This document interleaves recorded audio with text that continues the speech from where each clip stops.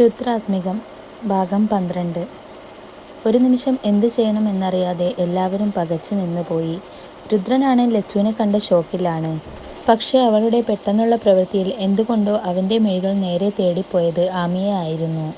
അവിടെ അവളുടെ മുഖത്ത് വിവരിക്കാനാവാത്ത ഒരു തരം ഭാവമായിരുന്നു. എന്നാൽ ദച്ചു ആമിയുടെ കയ്യിൽ മുറുകെ പിടിച്ചു നിൽപ്പായിരുന്നു. എന്തുകൊണ്ടോ അപ്പോൾ ഒരു കൈത്താങ് ആവശ്യമെന്ന പോലെ ആമി ഒന്നും മിണ്ടാതെ അവളോട് ചേർന്ന് നിന്നു. ആ സമയം രുദ്രൻ്റെ കൈകൾ ലച്ചുവിലേക്ക് നീളാൻ തുടങ്ങിയപ്പോഴേക്കും പെടുന്നനെ സഞ്ജയ് അവളുടെ കയ്യിൽ പിടിച്ച് അവനിൽ നിന്നും മാറ്റി നിർത്തിക്കൊണ്ട് അവളുടെ മുഖത്ത് ആഞ്ഞടിച്ചിരുന്നു. അയാളുടെ അടിയുടെ ശക്തിയിൽ ലച്ചുവിന് തല ചുറ്റുന്നത് പോലെ തോന്നി. എങ്കിലും അവൾ നിറഞ്ഞ കൺകളാൽ ആദ്യം നോക്കിയത് രുദ്രനെ ആയിരുന്നു. എന്നാൽ അവൻ്റെ നോട്ടം ആമിയിലാണെന്ന് കണ്ടതും അച്ഛൻ അടിച്ചതിനേക്കാൾ ഏറെ വേദനയും ദേഷ്യവും അവളിൽ നിറയാൻ തുടങ്ങി. രുദ്രാക്ഷ് എന്നെഴുതിയ താലിയും കഴുത്തിലണിഞ്ഞ് അവൻ്റെ പേരിൽ സിന്ദൂരവും ചാർത്തി നിൽക്കുന്ന ആമിയെ ലച്ചു പകയാൽ നോക്കിക്കൊണ്ടിരുന്നു. മോളെ ലച്ചു!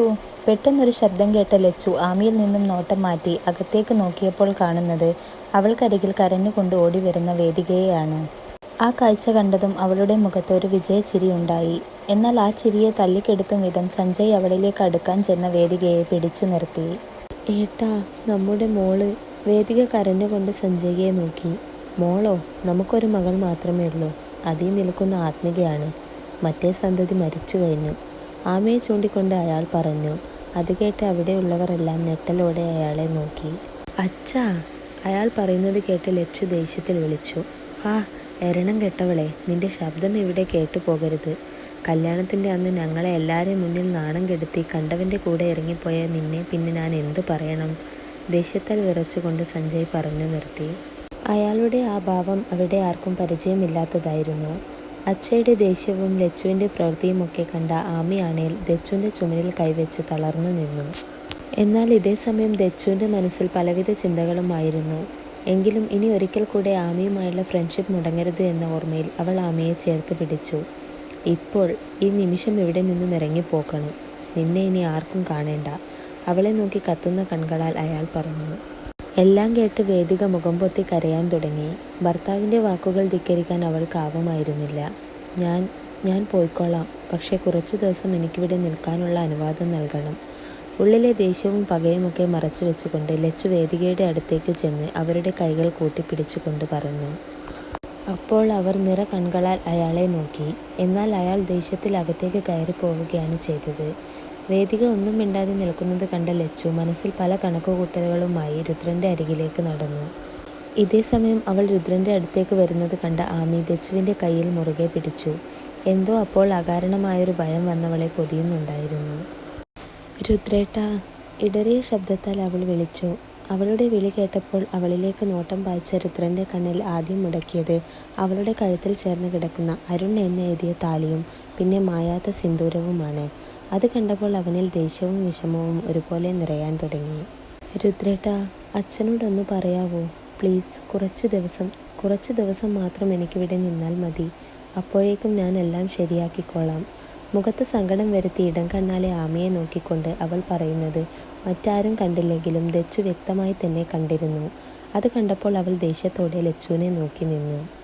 ഇതേ സമയം ലച്ചുവിനോട് താൻ എന്തു പറയുമെന്നറിയാതെ വിഷമിച്ച് നിൽക്കുകയായിരുന്നു രുദ്രൻ.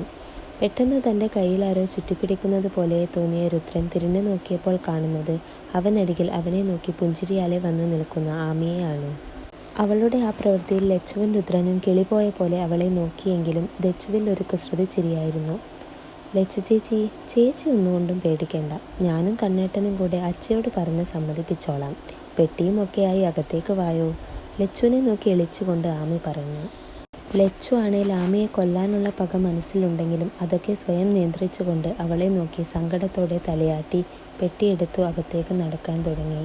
പോകും വഴി അവൾ രുദ്രനെ ഒന്ന് നോക്കി. എന്നാൽ അപ്പോഴേക്കും രുദ്രൻ്റെ കയ്യിൽ മുറുകെ പിടിച്ചുകൊണ്ട് ആമി പറഞ്ഞു. കണ്ണേട്ടാ, ഇന്നലെ രാത്രി തീരെ ഉറങ്ങാത്തത് കൊണ്ട് എനിക്ക് നല്ല ക്ഷീണം തോന്നുന്നു. വാ, നമുക്ക് പോയി കിടക്കാം. മൊത്തത്തിൽ കിളിപോയ കണക്കെ നിൽക്കുന്ന രുദ്രനെ പിടിച്ചു വലിച്ചുകൊണ്ട് ആമി വേഗത്തിൽ അകത്തേക്ക് നടന്നു. കൂടെ പോകുന്ന പോക്കിൽ തിരിഞ്ഞ് ദച്ചുവിനെ നോക്കി സൈറ്റടിക്കാനും മറന്നില്ല. അത് കണ്ടപ്പോൾ ദച്ചുവും ചിരിച്ചുകൊണ്ട് അവളെ നോക്കി. അതെ, ഒന്നവിടെ നിന്നേ. അവരെ പിറകെ തന്നെ പോകാൻ വേണ്ടി നോക്കുന്ന ലച്ചുവിനെ പിന്നിൽ നിന്നും ദച്ചു വിളിച്ചു. അവളുടെ വിളി കേട്ടപ്പോൾ ലച്ചു ഒരു നിമിഷം അവിടെ നിന്നുകൊണ്ട് ദച്ചുവിനെ നോക്കി. ഇപ്പോൾ നിങ്ങളോട് എനിക്ക് അങ്ങേയറ്റം വെറുപ്പും ദേഷ്യവും തോന്നുന്നു. നിങ്ങൾ ഒറ്റൊരുത്തി കാരണമാണ് എനിക്ക് പ്രിയപ്പെട്ടവരെ പോലും പിരിയേണ്ടി വന്നത്. അതിനുള്ള ശിക്ഷയാണ് ഇപ്പോൾ കിട്ടുന്നതൊക്കെ. ഇനിയും എൻ്റെയോ ആമിയുടെയോ ലൈഫിലേക്ക് വന്നാൽ കൊല്ലാനും ഈ ദീക്ഷ മടുക്കില്ല. ഓർത്തോ. അവളെ നോക്കി അത്രയും പറഞ്ഞുകൊണ്ട് തിരിഞ്ഞു നിന്ന് തെച്ചു കാണുന്നത് എല്ലാം കണ്ടും കേട്ടും കൊണ്ട് അവർക്ക് മുന്നിൽ നിൽക്കുന്ന ദീപുവിനെയാണ്. അവൻ്റെ ദേഷ്യം നിറഞ്ഞ മുഖഭാവത്തിൽ നിന്നും അവൾ പറഞ്ഞതൊക്കെ കേട്ടു എന്ന് അവൾക്ക് മനസ്സിലായി. അവനെ ഒന്ന് നോക്കിക്കൊണ്ട് നിറഞ്ഞ കണ്ണുകൾ തുടയ്ക്കുക പോലും ചെയ്യാതെ അവൾ അകത്തേക്ക് ഓടി.